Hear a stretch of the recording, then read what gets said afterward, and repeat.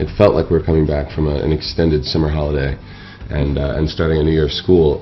And we just love each other. I mean, it really is a genuinely connected group of people who enjoy each other's company all the time.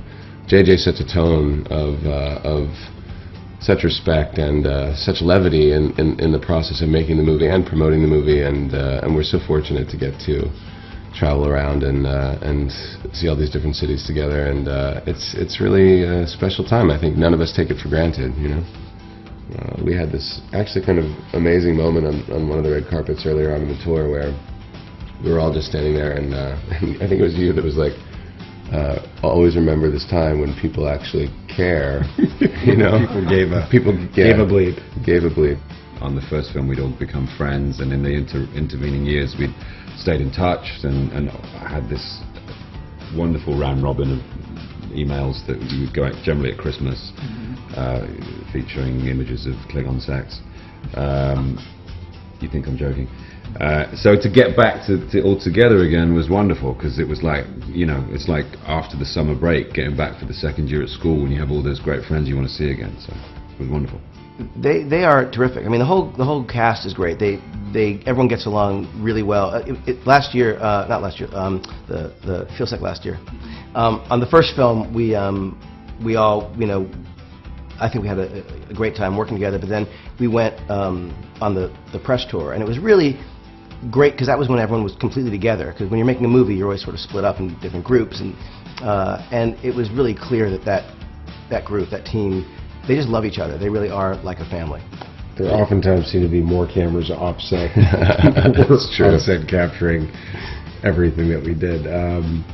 No, you know, in fact, Zachary and I live nearby one another in Los Angeles, as does John and Zoe, and so we get a chance to see one another a great deal. And that, you know, that is, I think, JJ's real talent above and beyond the many other things he does so well, is the fact that he cast it brilliantly, in that we all do get along. And if you're going to put a family on screen, it certainly makes sense to create those bonds, you know, off screen. So that he has an innate awareness, I think, of people's energy and the dynamics that he needs to create in order to tell the story that he wants to tell. And we didn't necessarily know that going in, but once we got there, it became abundantly clear for sure that he had done something more than cast roles. You know, he brought people's lives together, and the penny dropped for me on this second movie when I realized that these are people who will be in my life forever, you know, whether or not we make any more Star Trek movies, or we just friends, or,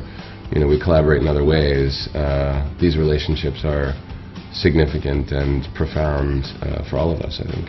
It was always fun to watch when people were there with Benedict, because Benedict has got this incredible presence, and it was a funny thing because whenever there were scenes with him, his voice is ridiculous. But everyone kind of just, like, you know, their backs were a little bit straighter. They were just more, you know, it was funny watching them all work together with him.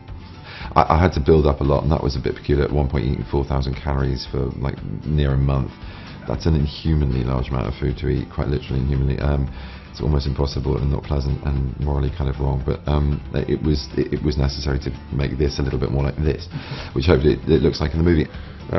You know, we all work out a lot when we're getting ready to do the movie and while we're doing the movie, and Chris eats about 4 grown chickens a day, and I eat 3. Eat a lot of burgers, a lot of fries, before you go for a run. Yeah, we do have to be relatively fit, relative to athletes, which sometimes is hard work. But it's nice to have an excuse to get fit. You know, I think the biggest thing with people in their daily life about keeping fit is finding the time to do it. Right. If it actually has to be figured into your daily routine, it's a little easier. And yeah, we both had to be fit. We both had to do sprinting in this movie, and sprinting really takes it out of you.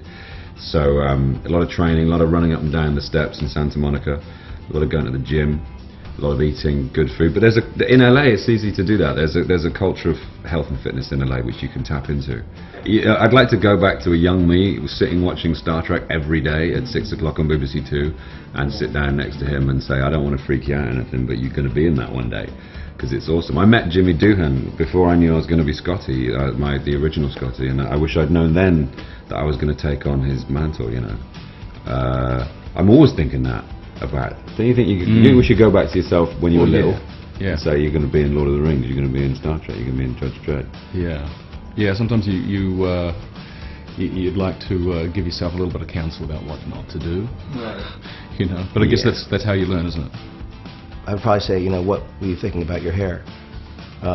Let's be honest. Am I still a hunk? What a really awfully weird word, too. Hunk. Hunk of what? Just sounds not cool. Hunk of cheese. What a hunk. The Scotty sex scene will definitely make the next film. It better. Because by the fourth film, It's not going to happen.